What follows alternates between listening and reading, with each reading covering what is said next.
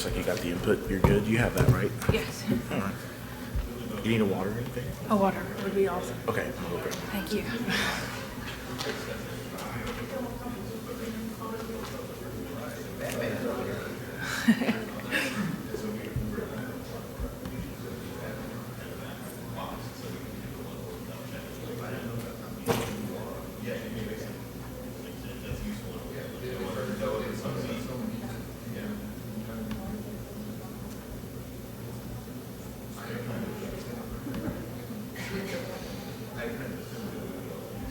All right. I need Wi-Fi.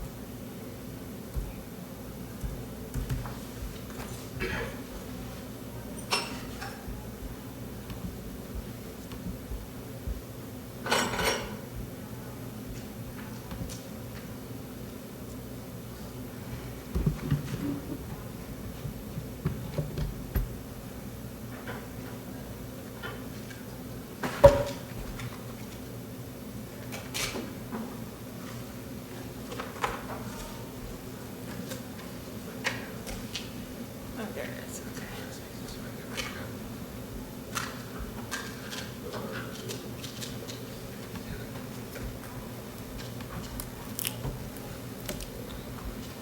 Thank you so much. Let's see. Hey, you got a little bit of time, so you're good. Display.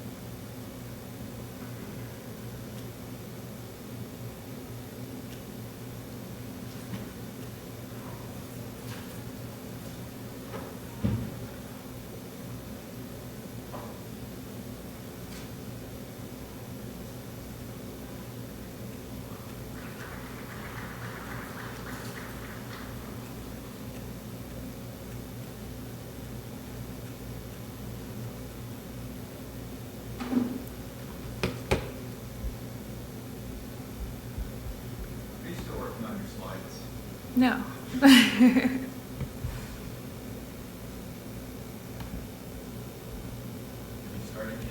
No, if not. We still have 3 minutes.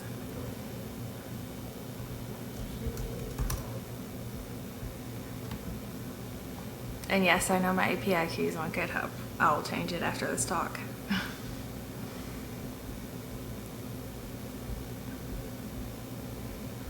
That's for the ease of anybody who wants to follow along.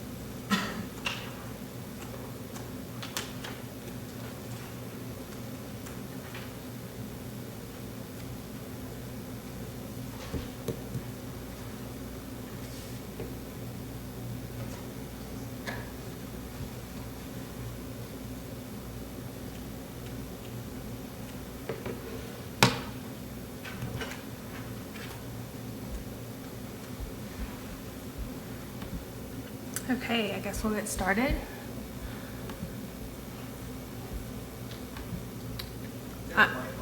Huh? There's a clip? Oh. Is that better? Yeah. Okay. I'm Kacie Houser. I work at Rackspace. I make internal tools for Rackspace. I've written one little app in Tornado, and it was the first time I ever used Tornado. And I wanted to know even more about it since I was using it, so I made this talk. So what isn't Tornado? It's a Python web framework. It's also a web server, not your grandma's framework. It's fast, powerful, and can handle tens of thousands of connections at a time. It's best used as a back-end tool, but it can be used full stack with a front end and templating and all that fun stuff. So it's not Nginx or Apache. It only handles the HTTP requests that you tell it about. If you don't tell it about it, it will throw 404. So what good is that? It's really good for RESTful APIs. That's what we've used it for. And the best part is that it's asynchronous. So it allows thousands of connections at a time. So I had to ask this question. I'm not going to assume that every single one of you know exactly what asynchronous is, because I didn't. It's a single-threaded, non-blocking I/O. It's parallel processing, and there's no computational concurrency with asynchronous. You don't have to wait one request at a time. So WebSockets. This has an honorable mention because Tornado has the ability to do WebSockets. We're not going to talk about WebSockets, but I'm going to tell you what they are. They're what's used for push notifications like Facebook and Google+. It keeps a constant open communication with the server. So when is it best to use Tornado? When your app is RESTful. When your app is very large and you've got a lot of different open connections. And if you're waiting on like slow database queries, you have a very large database with very slow queries, it's good for that too. So when you shouldn't use it, if your site depends only on CPU, like putting together complex reports in a CSV or something like that, complex systems that don't play well. We had a system at work that used Celery with Tornado and Mongo, and they had to use this adapter for Tornado called Motor. Well, they had a bug in their Celery install, and they needed to upgrade Celery so that the bug would be patched, but they couldn't because the Motor Tornado adapter for PyMongo was constrained to the version of Celery that they're using. So do research and make sure that everything you're going to be talking to with Tornado is going to play well. If you don't have an async driver, for example, MySQL doesn't have an async driver in Python. So you're then turning you're calling a blocking thing with one thread. So that's no good. And then if you have no expertise, if you're new to it and you need to get something done quickly, you probably want to make sure that you have the time to invest in learning and programming in Asynchronous. Okay, so let's dive in. The framework is tornado.web. Your request handler is web.requesthandler. And you can do all the things: get, post, put, delete. Render will render out a template. And finish will just say, hey, I'm done, and send the response on its way. And then HTTP client is a simple HTTP client like urllib. And then our asynchronous client is HTTP client, asynchronous HTTP client. So the magic happens at generator coroutine. Generator is making things easier with Tornado, and it's using coroutines. Used to use callbacks. And then task is what you use to perform a single operation. So this is what one asynchronous call would look like. This is like a get. So you just send in the URL that you want, and it will give you the response. The HTTP request object. If you want to send in more than just the URL and you want to specify what method or any of these parameters that you see on the screen, you can do that by sending it an HTTP request instead of the string for the URL. And so let's fire it up. You just start the IO loop and and then it goes. Let's look at that. Let's see. Tell me when to stop. Okay. So down here, I spin up the IO loop. I tell it to listen on 8,000, and I'll start it. I'm already in my virtual environment. Oh, that doesn't work.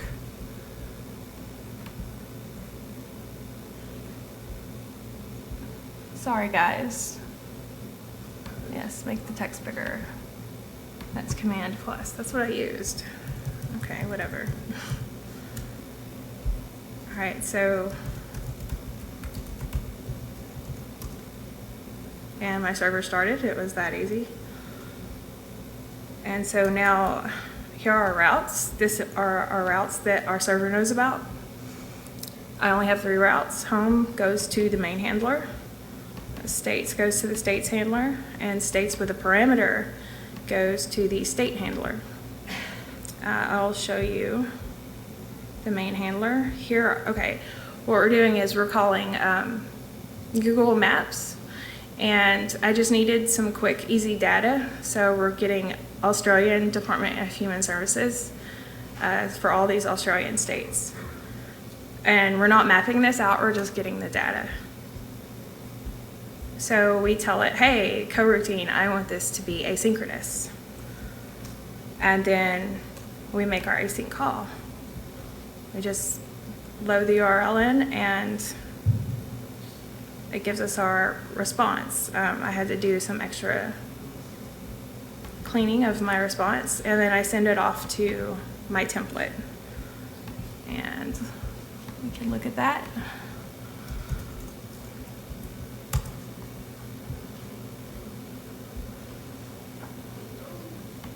So yeah, there we go.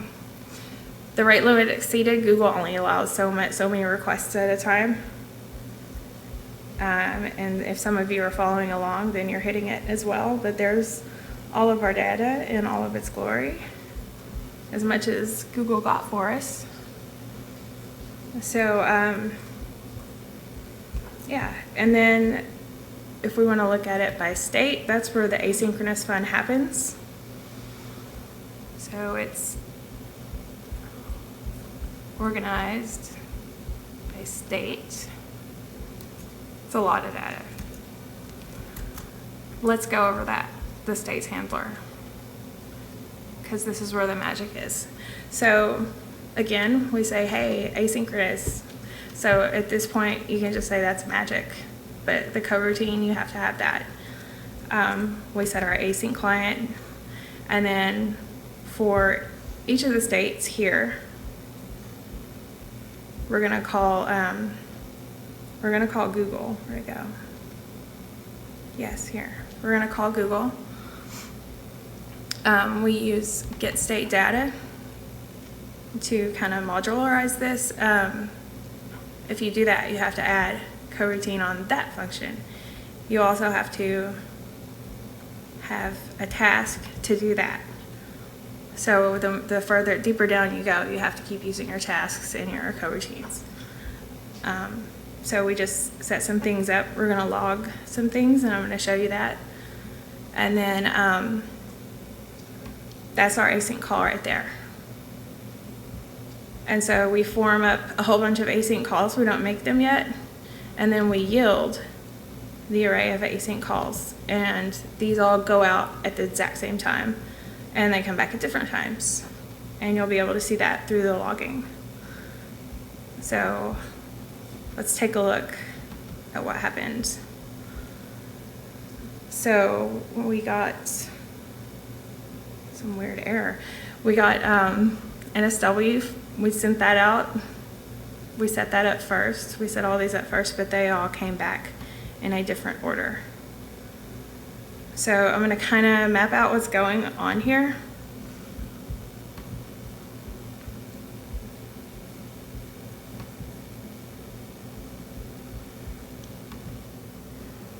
Excuse my convoluted graph, but asynchronous is kind of convoluted.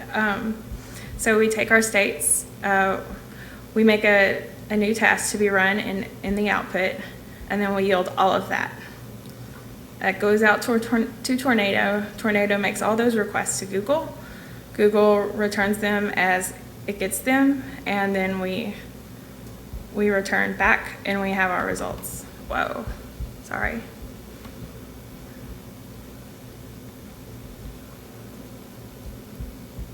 So that's the magic of asynchronous and how that works with Tornado. Let's see. The HTTP request object. So we have our states handler. We just want to get one state. To do that, I was lazy, so we're going to have to hack this in. And there's one state. and this one's not as exciting as the last one, but it does use the HTTP request object instead of just a string for the URL. So you can send in all kinds of good stuff in this request object, and Tornado will know what it is. So sometimes that gets tricky. But I don't know, you may want to make a standard to always use the request object. I think that would be a good thing, because then your code won't be confusing. You won't be using just a plain old URL in some places and then not here. So yeah, that's about it. That's all I have. Does anybody have any questions?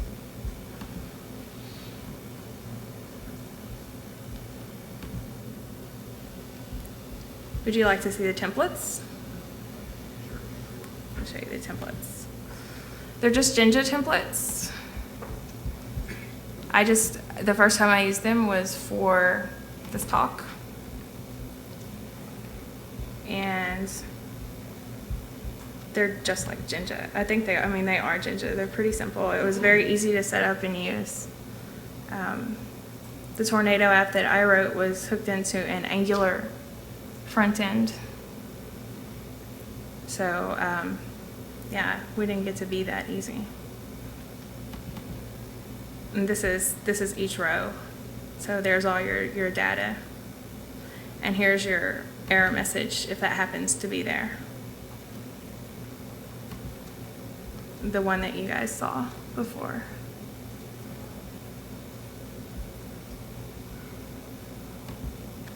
But yeah, that's about all I have. I rushed through that. Sorry, guys.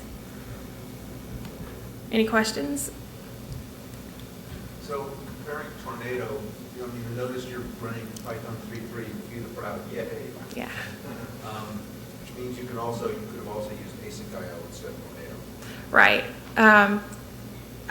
When we started our project, we were in 3.2. So AsyncIO wasn't a thing then. I understand that's when you started, but if we're looking at today, and so look at AsyncIO just to expand your knowledge of asynchronous technologies, and why would you choose Tornado over it today? So the only reason, because I do want to get my hands dirty with AsyncIO, the only reason I would choose Tornado over today is if I was constrained to an older version of Python. Pretty much, yeah. Especially with how my one team ran into the problems, like when they couldn't upgrade Celery, they removed Tornado completely and used Flask. Yeah, so it'd be great for like if you're stuck on an old Python and you have all the moving pieces are going to play well with it, and you know that. But this is also good if you have, because a lot of people have used Tornado. So if you it has find a lot your of features besides AsyncIO that are very nice. I see. Well, I haven't really looked that far into AsyncIO. I saw Joel's talk yesterday. I'm saying Tornado has a lot of features besides asynchronous. Right. Well, I don't know the comparison. Yes. So a big difference is that Tornado is actually a web framework, and with AsyncIO, there is no web framework. You're building it all from scratch. So you can actually run Tornado on top of AsyncIO. You can replace the Tornado run loop. The Tornado actually ships with adapters to run on top of the AsyncIO run loop. And I think Tornado's got a great future. It's not. It's solving a different problem than AsyncIO is solving. Thank you. Anyone else? All right. Well, thanks, guys.